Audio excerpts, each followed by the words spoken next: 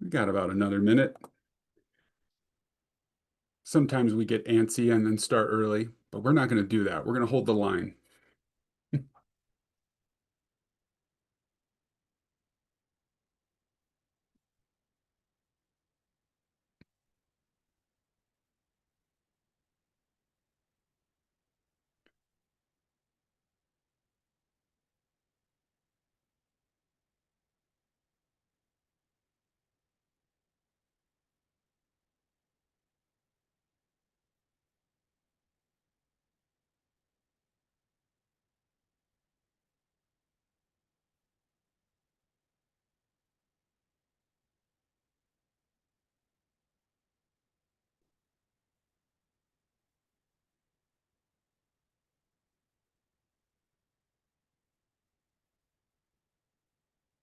All right, my clock is reading 4 o'clock, so we are going to get started.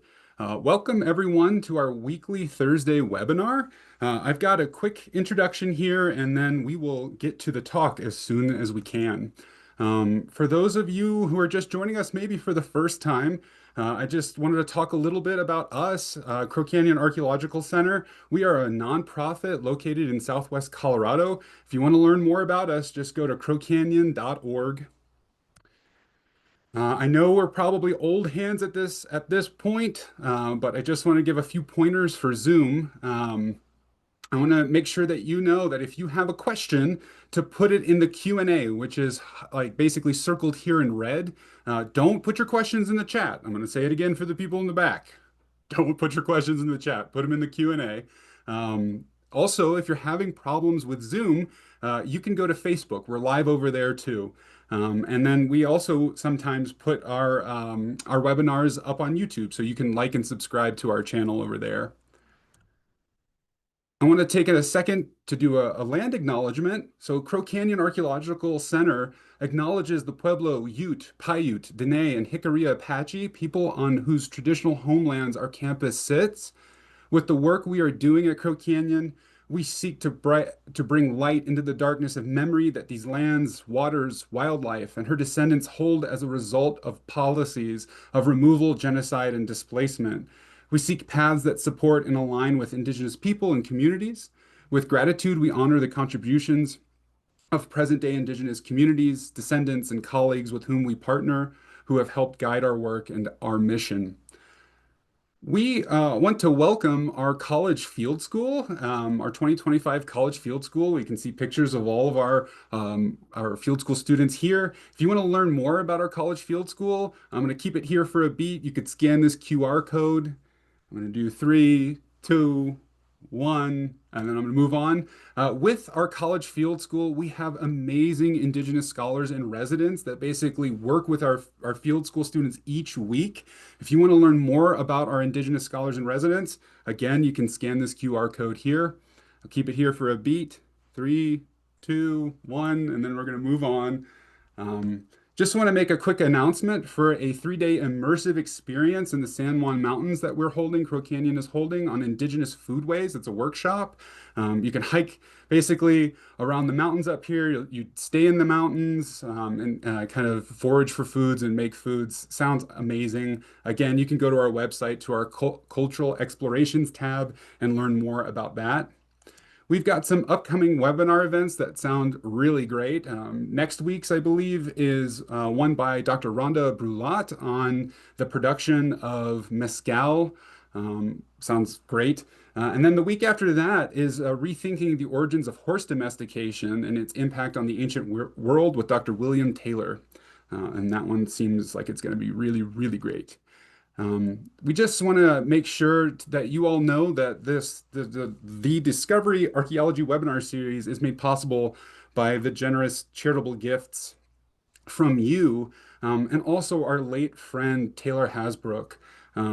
She was so instrumental in creating this program, and we miss her dearly. And if you want to learn more about how you could donate to the webinar series, you can scan this QR code here. Again, I'll leave it here just for a beat. Three, two, one, and then we're going to move on. Okay, so let's introduce our speakers today. So Shannon collaborates with tribes to protect heritage places from looting and vandalism. In her role as the BIA Collaboration Director and Preservation Archaeologist, Shannon leads the nationwide implementation of the Bureau of Indian Affairs Cooperative Agreement with Archaeology Southwest to provide support to tribes in responding to violations of the Archaeological Resources Protection Act. Um, and then originally from northern Wisconsin, Anastasia is an enrolled member of the Red Cliff Band of Lake Superior, Chippewa. Anastasia's work as a preservation archaeologist includes documenting and assessing Archaeological Resource Protection Act violations on tribal lands and educating the public about cultural resource crime.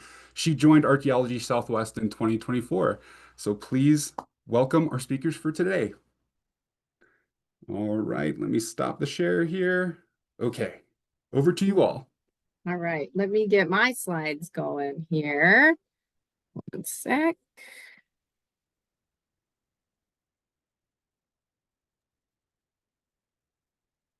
Okay.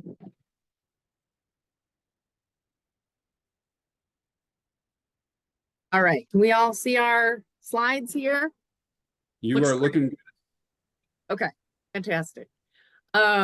So yeah, Shannon and we work with Archaeology Southwest on the Safe History Project, or also known as the ARPA Assistance Initiative. We'll get into more details about what all each of those entities are, but essentially our work brings us into how to protect archaeological sites from looting and vandalism and working with archaeological resource crime. So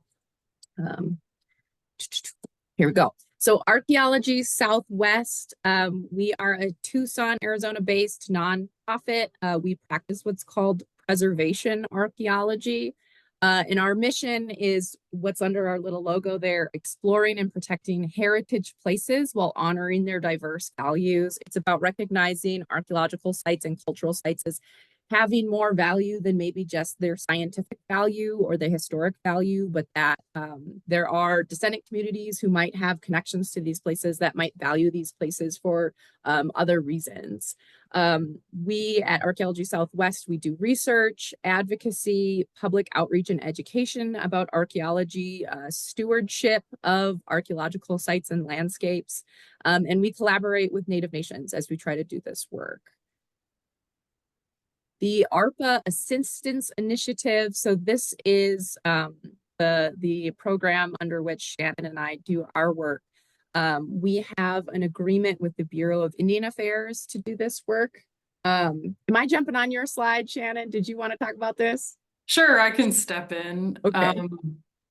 This program has been around for about 6 years now. We've got 4 more years left in our agreement. Our purpose is to eliminate archaeological resource crime from tribal lands nationwide, which is no small task. The guiding principle that weaves through all our work is that looting is not just a property crime. It's not a victimless crime. It's a crime against humanity. Heritage is a human right. Theft, vandalism, and grave robbing degrade tribal sovereignty and Indigenous people's sense of place, community, and security. Our goals with the ARPA Assistance Initiative is to detect cultural resource crime, to respond to it and investigate it, to prevent it through education through the public, through programs like this. We'll get more into each of these goals, and then restoring damaged sites as well. And as I mentioned before, we collaborate with Native nations as we do all of these work to be more effective as we try to detect, respond, prevent, and restore these sites. Throughout this presentation, we're going to use the acronym ARPA. This stands for the Archaeological Resources Protection Act, which was passed in 1979. It's a bipartisan law. Its purpose is to protect irreplaceable archaeological resources and sites on federal and Indian lands.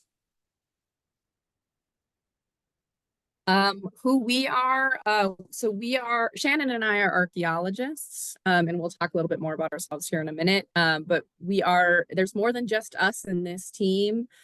We have other archaeologists who we work with, and law enforcement, and we are allied with Native nations to protect cultural heritage. So Archaeology Southwest, the safehistory.org is sort of this larger public outreach. And then the BIA CREW, it stands for Bureau of Indian Affairs Cultural Resources Unit. They've recently been upgraded to the Cultural Resources Division. So they are the BIA CRUD, which I feel like does not roll off the tongue as nicely. But we work with their special agents to do this work. A bit more about me so you know who I am and where I'm coming from.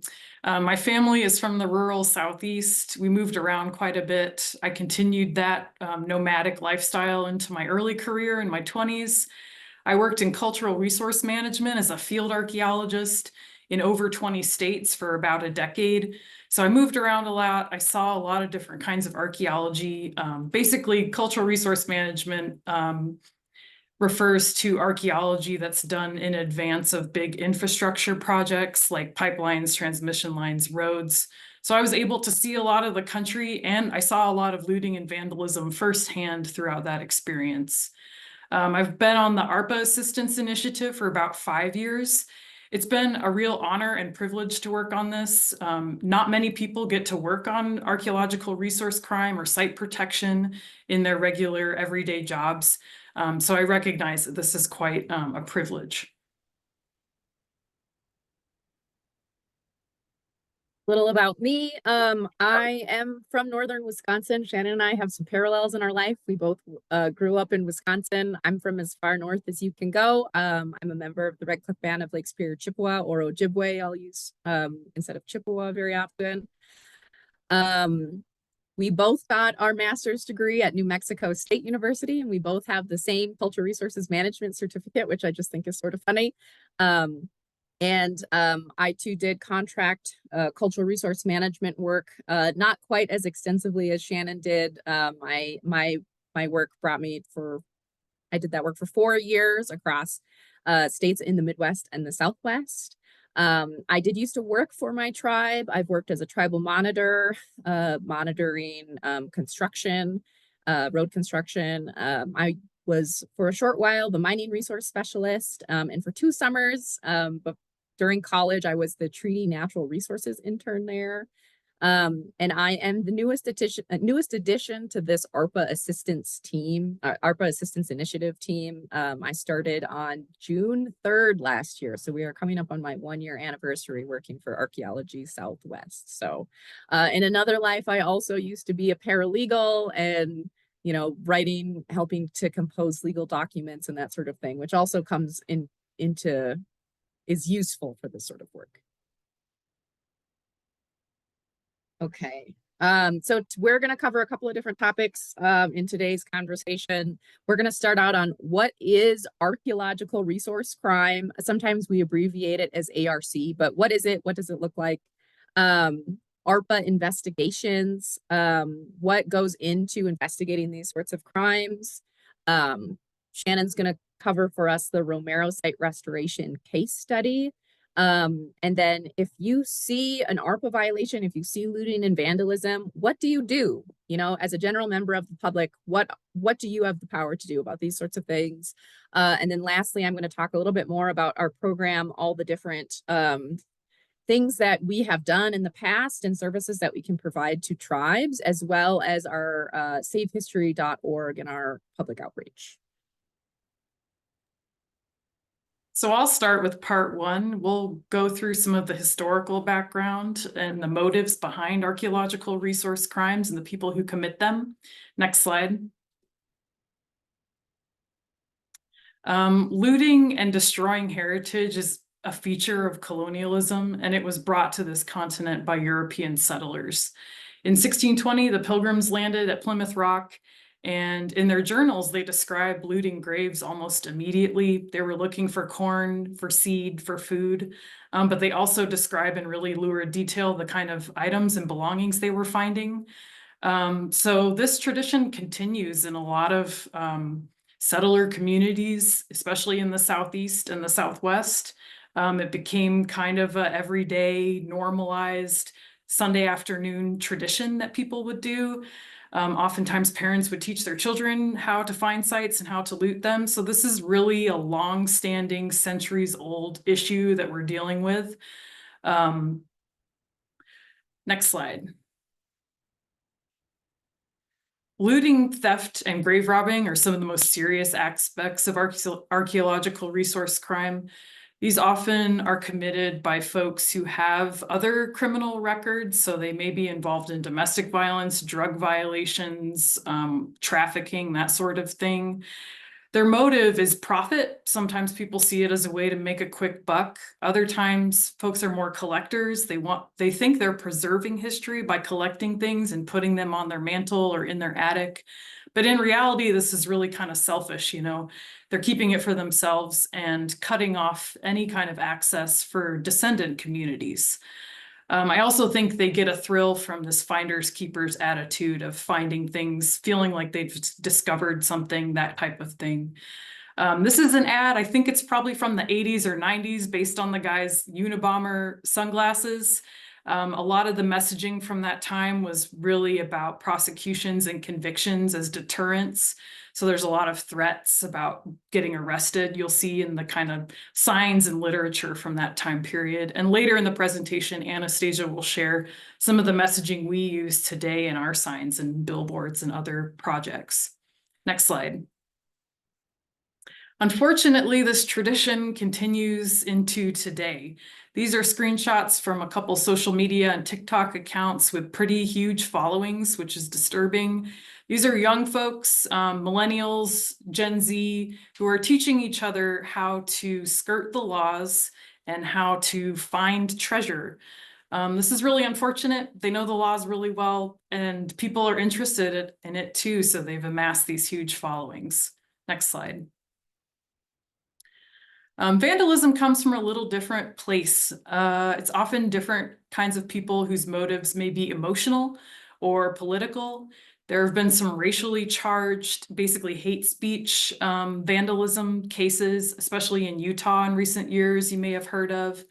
Other people are just trying to get thrills, want to destroy stuff, want to leave their mark. Sometimes these can be teenagers. Oftentimes it's adults who should know better. So this is a bit different from looting and grave robbing. Next slide. Finally, you've got the folks up at the top of the pyramid. These are the collectors and dealers. They're also motivated by both profit and possession or collection of these items. And they're the ones who make the most money and take the least risks sometimes. They drive the market demand. Oftentimes they're buying and selling on the dark web or in black markets. And this is an example, Forrest Fenn, who was a notable antiquities dealer and never, to my knowledge, faced any consequences for that. Next slide. Finally, we've got one of the most maybe underrated or under the radar types of damage related to construction and heavy equipment usage. It blows my mind how sites can be made over a process of several centuries or thousands of years.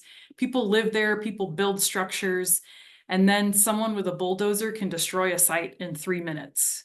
Oftentimes this could be because of ignorance or communication breakdowns, is information about where sites are located or areas to avoid trickling down from managers to machine operators.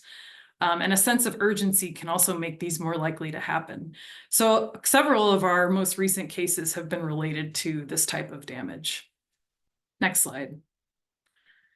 You may be familiar with this sort of criminal justice funnel effect. Basically, thousands of incidents happen all over the place every day. A fraction of those are reported to the right authorities. Even fewer are documented or investigated, and only a handful of the best cases make it to prosecution. So one of our goals in this initiative is to figure out where cases fall through the cracks and why, and really streamline, collect data, figure out how to reduce that time between when an incident is detected or noticed and when a response or investigation team actually documents the site. Next slide. ARPA investigations can be pretty challenging too. They're not often, they may be written in people's job descriptions, but they may not be easy to integrate into their everyday or weekly routines. Field investigations can be challenging. It takes a pretty conscientious, motivated, experienced group to investigate that includes law enforcement and archaeologists working together in tandem. Existing laws, including ARPA, privilege private property over Indigenous peoples' rights. So here in the United States, ARPA only applies to federal or Indian lands, but elsewhere in places like Mexico, archaeological resources belong to the state or nation. So it's not like this everywhere. There's not always that loophole. I also worry that there's a trend towards more lenience, which we'll talk about in the next few slides. We work really closely with the Arizona Site Stewards Program. It's a volunteer-based program where folks will go out to sites a couple times a year, conduct condition assessments, see what's changed at the site since the last time they visited. They monitor over 2,400 sites in Arizona. And in a 13-year period, they detected over 2,000 total incidents. So at least one incident at every single site. Again, this is just a fraction of all the sites in Arizona. They're monitoring the most vulnerable sites or the largest sites. There are probably hundreds of thousands throughout the state that are not being monitored this closely. So again, we're just getting a tiny snapshot of the overall issue. Next slide. We broke that data down into categories to understand it better. So graffiti and spray paintball comes in up at the top. But people are still removing and collecting artifacts at sites, excavating looter holes, driving over sites, even stealing entire rock art or rock imagery boulders from sites, using rock saws to cut panels away. So this is still happening. We want this data, in our back pocket to talk to people and make sure they understand that it's still happening and it's very pervasive. Next slide. At the same time, in the District of Arizona, we only have 3 convictions of ARPA. You can see here the gray bars represent cases that were declined. So over half of these, again, these are the best of the best cases that make it to a prosecutor's desk. Over half were declined. Several felonies were plea bargained out completely. So those 4 felony counts that were dismissed were plea bargains. So we see, again, this worrying trend. Not many cases are making it to the prosecutor in the first place, and perhaps they don't understand the severity of these issues. So part of our job is to talk to these folks, make sure they understand the value of these heritage places. Next slide. I also worry that we're experiencing the shifting baseline syndrome. They talk a lot about this in conservation. You see in this diagram, you've got huge, abundant fish populations in the ocean, and they're declining over time. If you're born right in the middle of that arc, you don't know how much has been lost potentially. So you perceive that amount as normal, that amount of damage or loss as normal. And I think that's what's happening in archaeological, our perceptions of the condition of archaeological sites and our tolerance for damage has increased over time. We don't know how much we've lost if we're not documenting it frequently. Next slide. I also want to call out that this directly harms tribal nations and communities. Unlike federal lands, tribal lands actually have communities living on them. Any person who's looting or vandalizing and who's not a tribal member is automatically trespassing as well, so they're already willing to break the law. I mentioned before, a lot of them have criminal records. So these folks are potentially really dangerous. This disrupts people's relationships to place, their ability to conduct their ceremonies and follow traditional practices out on the landscape. And I want to emphasize again and again that cultural heritage is a human right. Next slide. Here I'll talk a bit about ARPA investigations and how and why archaeologists are involved. Next slide. First, I'll take you through the legalese as quick as I can. We've got 6 elements we need to prove for an ARPA case. So the first is a prohibited act. This can be excavation, removal, damage, alteration, or defacement. So it's a really broad definition, or an attempt to do any of those things. It can also include trafficking, sales, bartering, trade, receiving an item. transporting it over state lines. Those are all ARPA violations. You must have an archaeological resource, which is the material, physical evidence of human activity that is over 100 years old and of archaeological interest.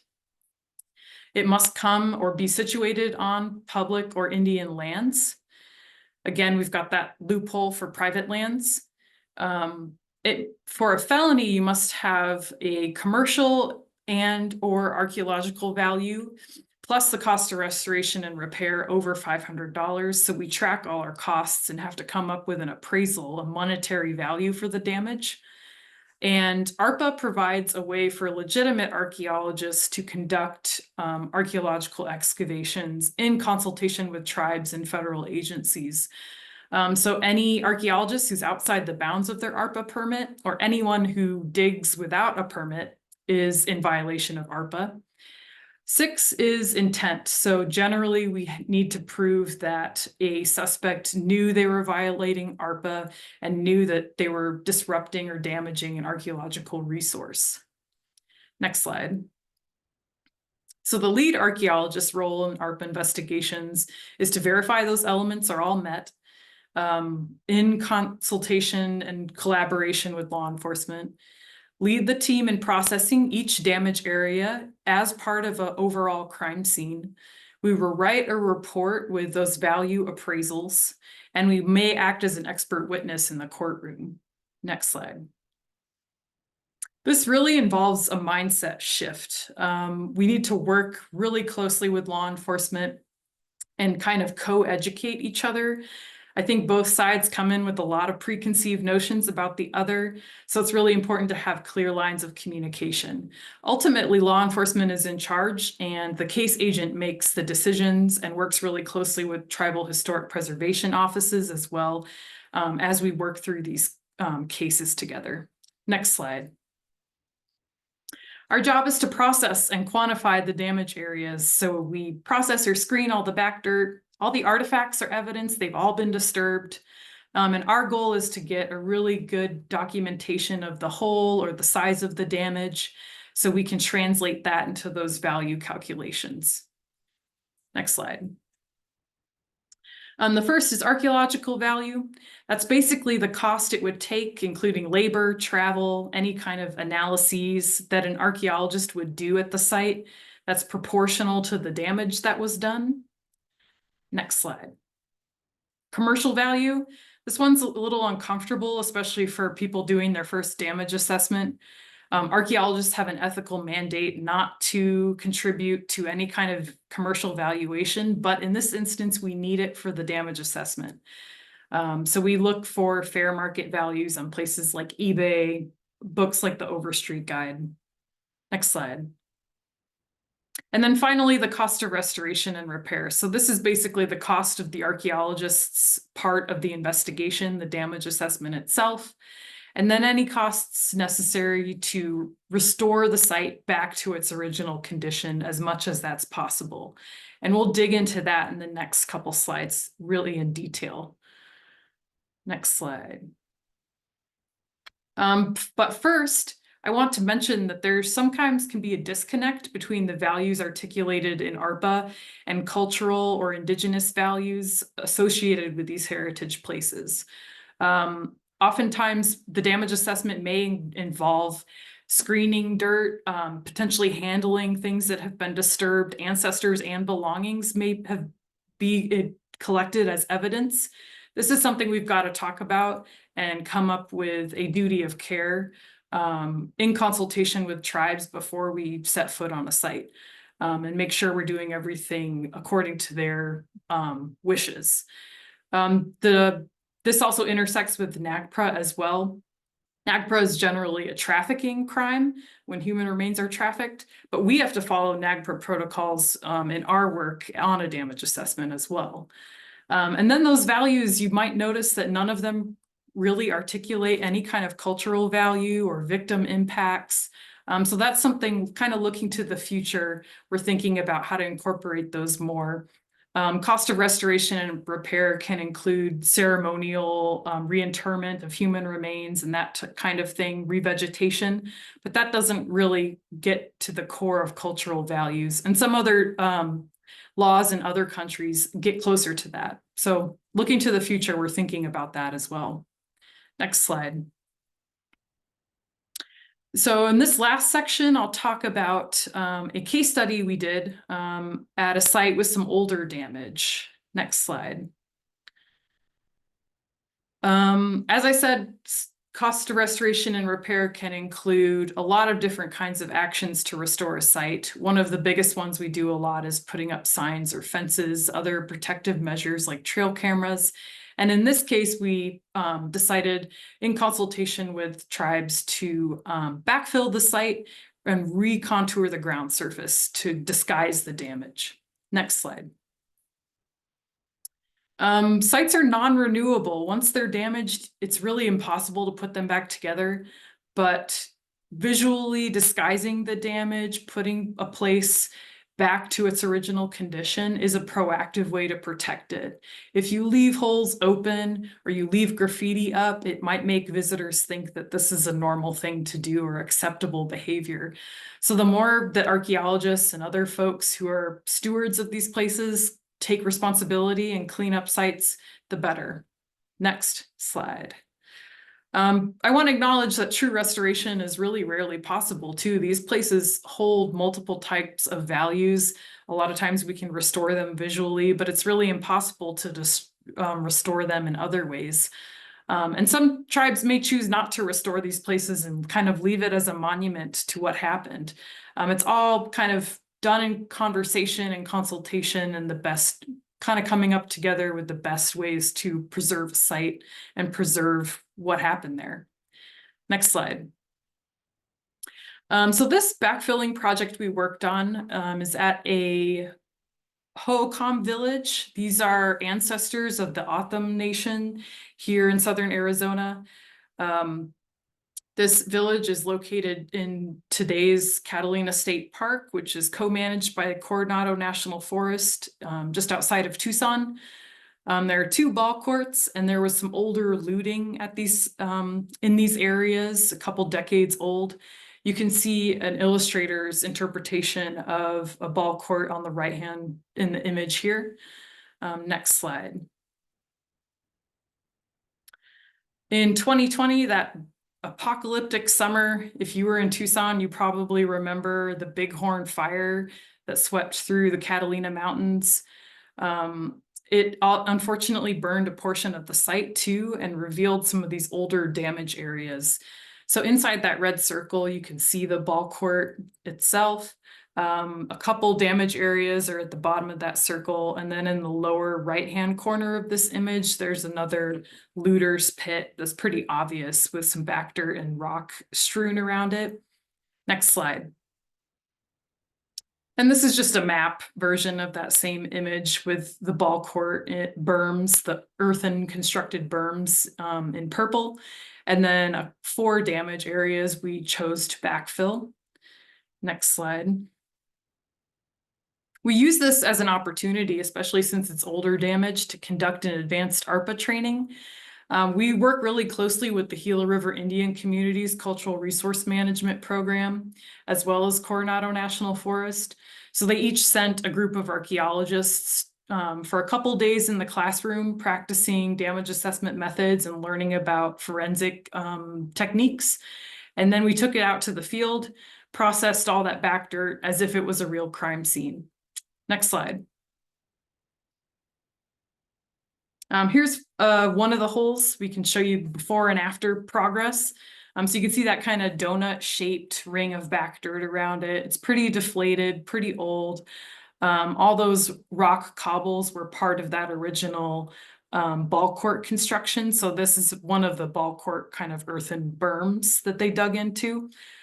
Next slide. This shows after we processed all the back dirt. So we kind of cleaned up all the loose material, screened it, collect artifacts as evidence. Next slide. We documented it, take lots of measurements, photos, the full just like we would at any other kind of archaeological excavation. We need all that volumetric detail. Next slide. There's an interpretive trail on the northern end of the site, and there happened to be a pile of leftover gravel from that project. And this is the perfect stuff to use as a backfilling, the first layer of a backfilling project, because it drains so well. Next slide. So here's the crew in action on one of the most backbreaking days of labor I've ever experienced. I think we hauled like 300 buckets of dirt and several wheelbarrows full too, backfilling the site with that dirt. Next slide.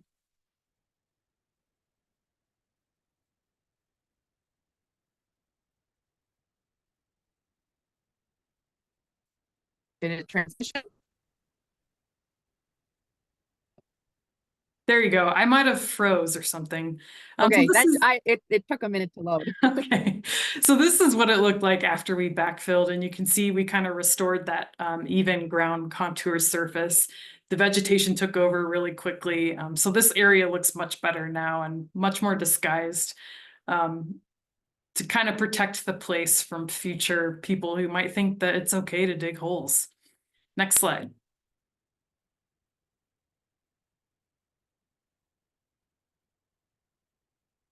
All right, I'm gonna talk a little bit here about what you, as a member of the general public, if you come across what you suspect is an ARPA violation, looting and vandalism of archaeological site, what do you do? And I think the most important thing to recognize is safety is number one. So you need to keep in mind ARPA violations, these are crime scenes. If suspects, they can be very dangerous. As we've mentioned, a lot of these people have connections to other crimes and other illegal activity, whether that's drugs, guns, some sort of trafficking. Number one is, once you've observed what's happening, if there is a suspect there, you need to get somewhere safe before you report it. Get somewhere safe and then report it. So always assume that it's a felony, that it is actually a pretty low threshold. The dollar threshold of the different values for an ARPA violation is $500, which is actually pretty easy to meet. So always assume that it is a felony that you've witnessed. And do not take it upon yourself to investigate. That is for law enforcement to do. So number one, get somewhere safe and then report it. What are some of the things that you're going to want to communicate to law enforcement to describe what it is that you've seen? Number one, you're going to want to describe the suspects, how many that you saw. Were they a man or a woman? How tall were they? Were they wearing anything in particular that stood out? Try and get a GPS point on that archaeological site. These places are really remote. And so the more information we have about identifying that site, the better.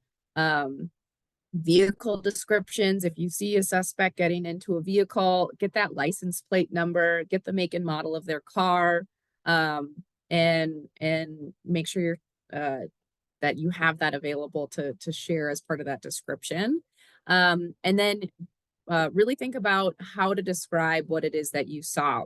Did you see people with a probe and they were probing into the ground? Did you see people digging holes?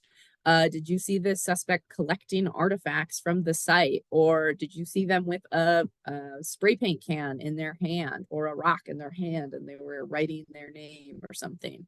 Make sure you're describing that action that you saw, or the signs of that ARPA violation.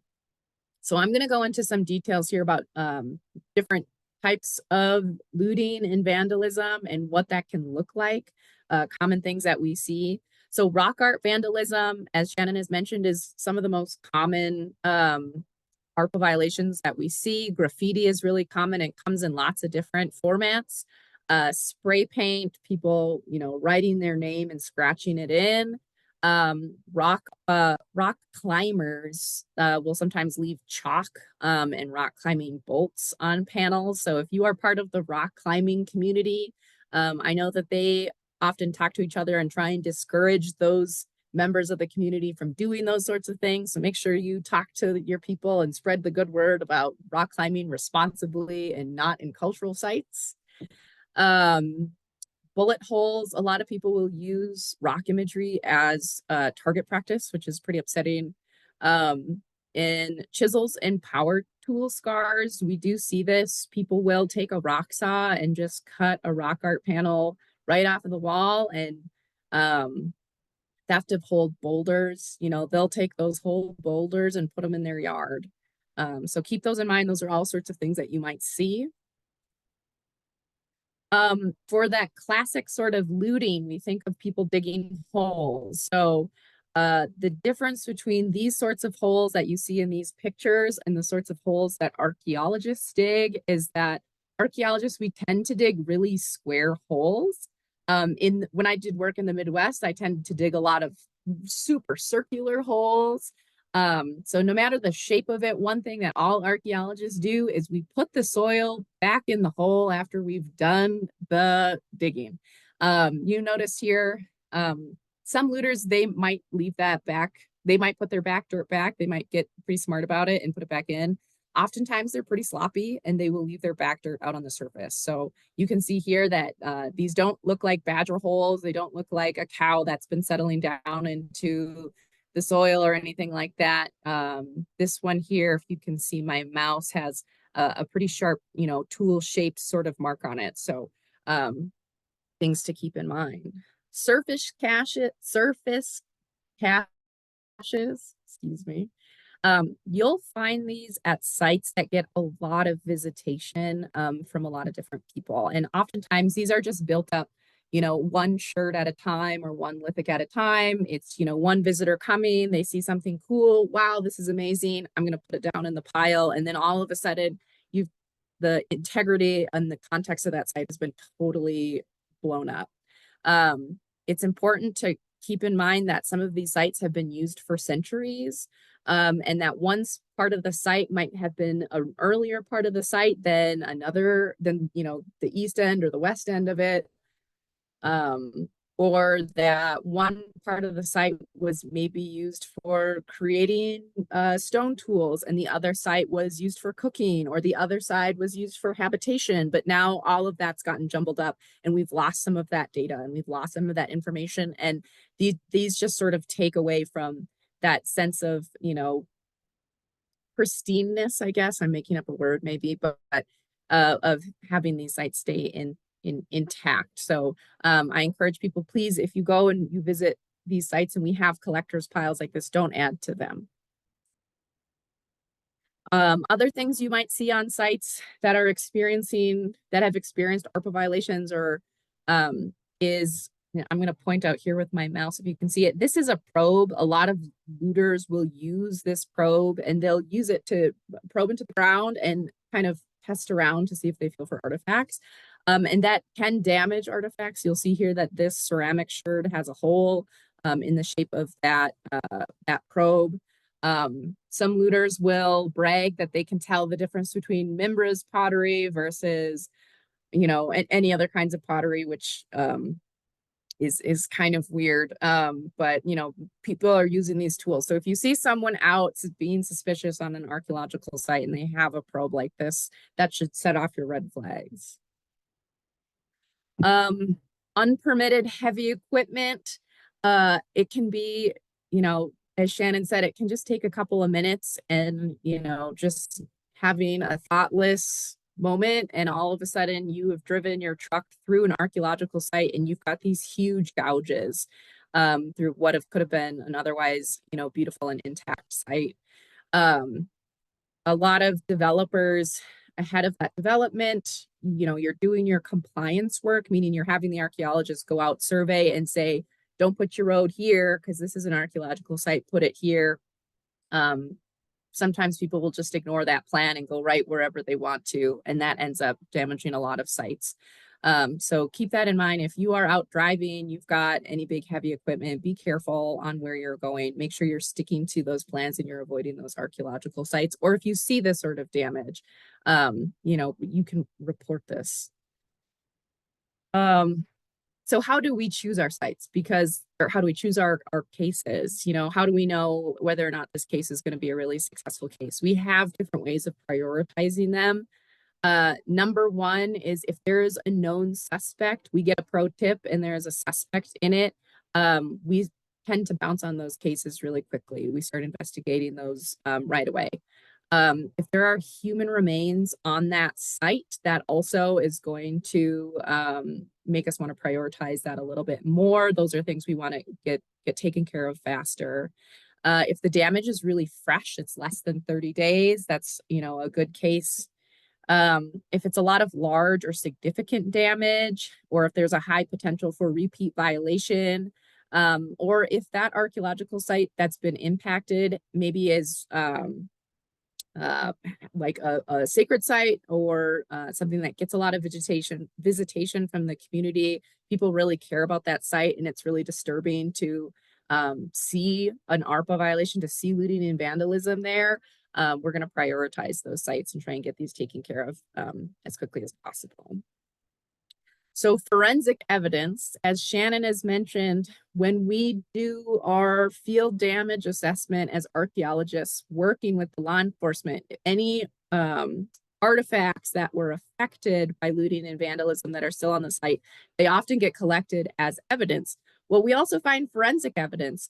People are out there smoking, they're drinking, they've got, you know, their chip bags, and they might leave them at the bottom of the hole, or sometimes they're stashing things around to come back and visit the site. If you are out hiking and you go past your favorite archaeological sites you see all the time, and you notice, oh, there's a hole here and there's a bunch of beer cans, leave it alone. Don't touch them. Wait for law enforcement to collect those as forensic evidence. Reporting auction sites and social media. So these people are often selling what they're finding online.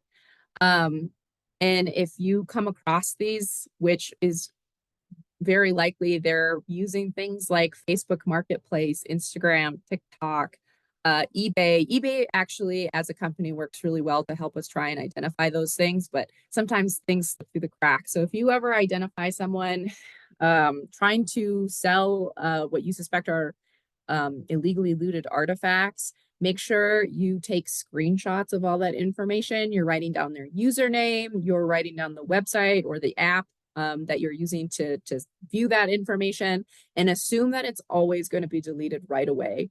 So don't assume that, you know, you're going to be able to share that link and it's going to get you back to that same place again. All right, so let's talk a little bit more about the ARPA Assistance Initiative, other things that we do to help prevent this and respond to these crimes, and our education. Going back to our goals here, detecting cultural resource crime, responding to it and investigating it, preventing it through education and restoring damaged sites, and then collaborating with Native nations in order to do all of these previous 4 goals better. That's what we're always striving for on this page, is to always get better at all of these things.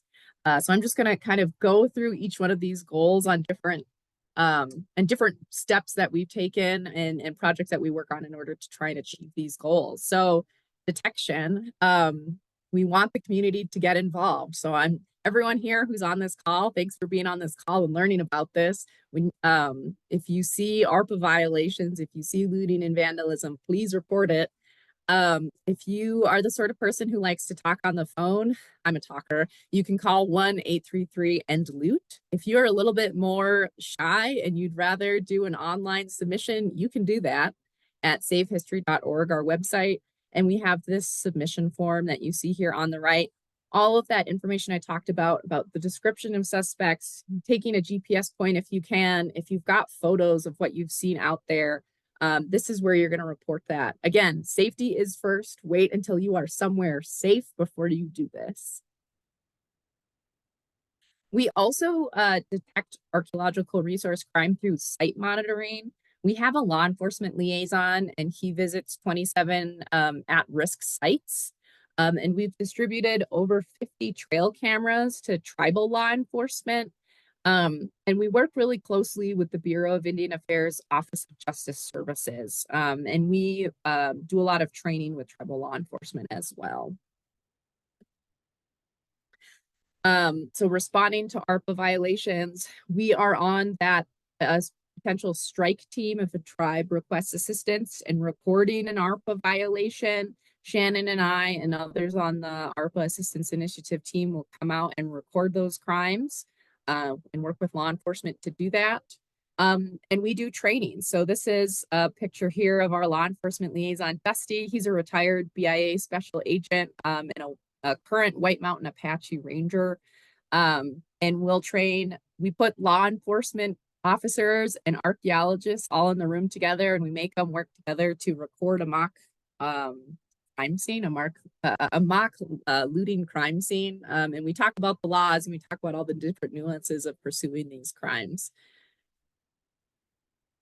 SaveHistory.org. So this is our website, and this is the prevention. This is the changing hearts and minds part of this. So with our SaveHistory.org website, we really try to get out that messaging that cultural resource crime is not victimless, that it does harm ancestors, it's harming present and future generations, and then providing that education on how to identify and report these sorts of crimes. As Shannon mentioned, you know, the history of looting here in the United States has pretty deep roots. And so I do think it's going to be a big cultural shift to really start thinking about these places differently. And so we are trying to hit them young if we can. So we've developed some resources for younger ages here. This is our comic book here on the left. Kayla Shaggy is the artist who put this together for us. She is Diné in Anishinaabe. In the middle here, we have our Save Indigenous History Children's Activity Book. This is for grades 3 through 5. That's like ages 8 through 10. And it talks about respecting archaeological sites, and you get to learn a little bit about archaeology in there as well. You can follow the QR code in order to get the free download for it, or you can just go to savehistory.org and find the page for it and download it from there. We also educate adults. So whether that's doing webinars like this, going to conferences, public events, we also have Archaeology Southwest published the Respect to the Land You Stand Upon magazine in 2021. That talks a little bit more about the work that we've done and the challenges that we have with it, and you know what we've been trying to do moving forward to prevent these sort of things. We also have taken out advertisements. I think one of these was in the Native American Art magazine that is Santa Fe based. We've placed advertisements and hunting tags. A lot of hunters are going out into the backcountry, and they are kind of, you know, prime people to report this sort of crime while they're out there. Social media. And trying to do more and more social media. Follow us if you have any of these sorts of things: Instagram, Facebook, Threads, YouTube, Blue Sky. This is one of the ones I think I'm most proud of to have worked on. It was really exciting when the billboard went up. This is in between Albuquerque and Santa Fe. It's on the San Felipe Pueblo Reservation. So it's a really highly trafficked highway there in between Albuquerque and Santa Fe. And so this is a message here that it sort of signals to looters like, yes, we're out here and we're paying attention to these things, you know, report looters, there's a reward. But also I think it's for people to report these things as well. You can see here, you know, the 1833 end loot. Please respect our culture, you know, connecting archaeological sites to the people's land that you're on, these Pueblo people. And then restoration. So we do our goal of restoration. This is the Romero site again, but we do work with tribes on removing graffiti, backfilling holes, and trying to restore as much balance as we possibly can to these places, to not normalize this behavior, to try and prevent people from thinking that this is okay to do, because it's not. So those are good projects to work on. Some of the restoration projects that we've done in the past, we worked with one tribe to do a survey project of over 900 acres of at-risk rock shelter sites to help develop a restoration plan for them. As well as we've assisted tribes with fencing, vehicle barriers onto sites, and signage, as well as graffiti cleanup. And I like to think that this goal of ours of tribal collaboration, it sort of like runs the vein through everything else we do. Tribes being, I think, the most impacted victims of these crimes, we don't want to further traumatize tribes in investigating these things or trying to, do right by ARPA. And so making sure that we are keeping really good, clear lines of communication. We're talking to them often. About how to do this work better, how to respond to these crimes better, how to talk about these places with the public better. Tribal collaboration is really important in what we do, and capacity building.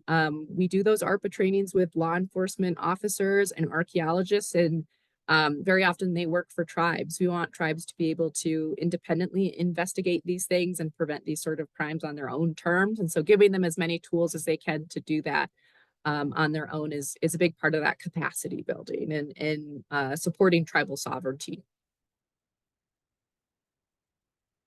And I think that sort of wraps it up for our presentation part. I think we are going to the question and answer portion of this. That was absolutely fantastic, Anastasia and Shannon. Thank you so much. We're so grateful for that presentation. It's really, really great.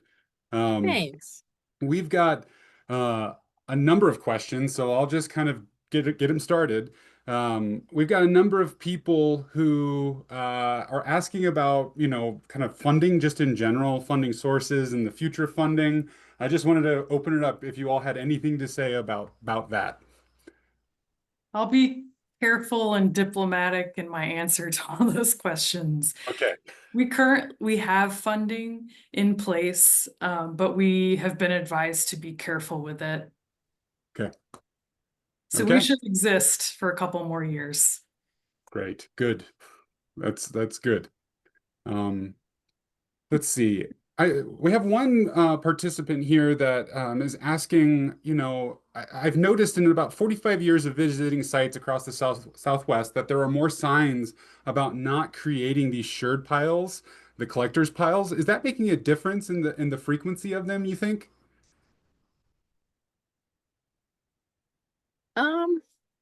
I haven't really been able to see any data about that. So I would be taking a stab in the dark if I responded, but I would hope so. There's a lot of conversation when we talk about signage on whether we want to do a moral appeal sign or a threat appeal sign. And the difference between those two is, one that says, hey, you are a steward of this place, please take care of it, leave it as you found it, versus a threat appeal message might say an ARPA violation, first offense, you can get up to a year and a day and $100,000 fine. And, it feels a lot more threatening, right? And what we have seen in response to those signs is that very often the moral appeal one that says you're a steward, please take care of this place actually gets better response. And is less likely to have problems on it in the future, versus the threat appeal one can often, I don't know if it's like an act of rebellion or something, but people go, oh, you don't want me to do this, now I'm going to do it. And so it kind of depends on what you're using it for. That threat appeal messaging that has really clear information about, like the crime and the punishments for it is really useful to use in a court of law. If you've got a picture of a suspect that's standing next to that sign with a shovel in their hand, that says intent to me. Yeah. So those are sort of things to think about. Do you want to add anything there, Shannon? Only that a lot of that threat and moral appeal messaging comes from a really great thesis by Mark Podolsky. So look him up if you're interested in learning more about that. You all totally presaged one of my selfish questions. I'm really interested in the like tailored information, how that changes people's minds. And I had a selfish question about, when you just talk with people who, maybe don't know better about these kinds of things, do you feel like you could change their minds? Like just with, I don't know, do you get people that are really defensive, I guess, is my question. I think people tend to be a little bit defensive. I don't, if I'm in person and I'm talking to someone very rarely is like, well, it's my right to loot these things. Cause once they figure out what I'm doing, you know what I mean? Sure. Because that they know what I'm doing. They know that they're putting themselves at risk. Online though, it's a different thing. People are more emboldened by it. And, I do manage our social media. And so I do tend to see a little bit more of that in like the comment section and that sort of stuff. So I think the venue of where you're talking about this really makes a big difference. Um, I'm hanging my hat on, and I'm really hoping that having those conversations really does change minds. I do recognize that, if someone's been doing this for their whole life, that, it might be harder to change that person's mind. They might just continue to do it for the rest of their lives, which I think is a big reason why we shoot for educating students while they're young. And I do think that's made a big difference. When ARPA was passed in 1979, we did see a significant drop in looting and vandalism. And so I do think that is important to recognize. Once that law was passed, a lot less people were doing it as that Sunday activity with the family. And I think there was a cultural shift in thinking that it is not a moral thing to do.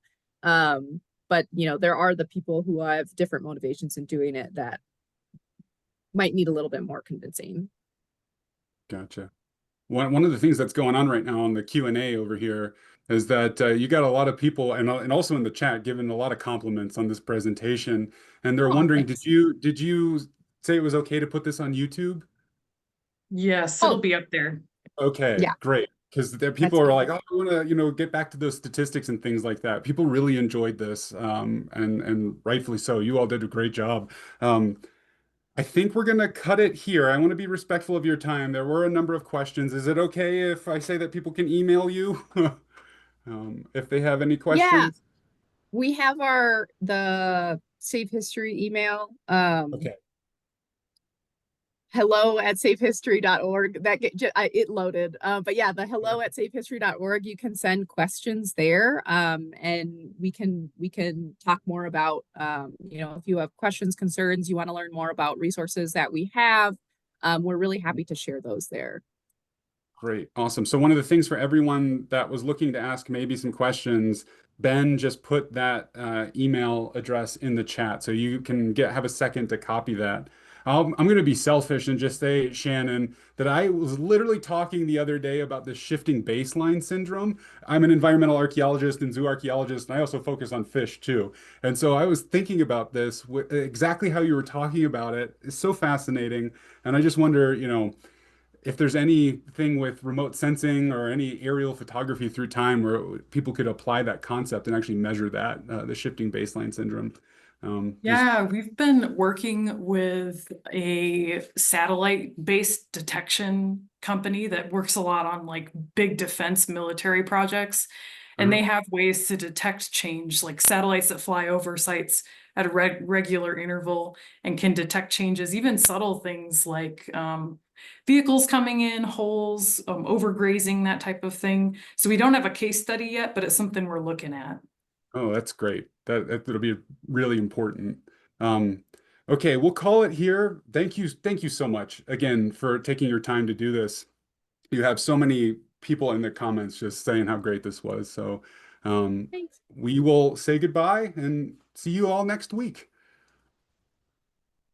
Thank Thanks, you. everyone.